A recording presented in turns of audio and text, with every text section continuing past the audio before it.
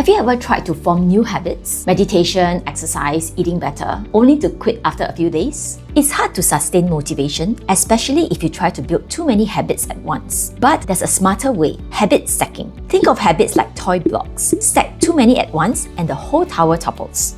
But if you add them one by one, it stays strong and stable. That's how habit stacking works, anchoring new actions to existing routines so it's easier for them to stick. Tie small habits together so each habit leads naturally to the next, making them easier to sustain as a whole. Here's how it works. Use this simple formula. After I do the current habit, I will do the new habit. For example, after brushing my teeth, I will floss one tooth. After pouring my morning coffee, I will write one sentence in my journal. You can also link up several habits to form a chain. For instance, after I make my bed, I'll do one push-up. After I do one push-up, I'll drink a glass of water. After I drink water, I'll write my top priority for the day. Each habit sets you up for the next one, creating a natural momentum forward. The key is to keep your habit stacks simple and manageable. Start with just one or two habits, then gradually add more as they become automatic. Don't try to cram too many habits into your day or it will backfire. In mini habits, 7 Guise recommends adding no more than 3 habits at a time to avoid overwhelm and to increase your chances of success. Habit stacking is a proven technique recommended by many authors like Cal Newport, Gretchen Rubin,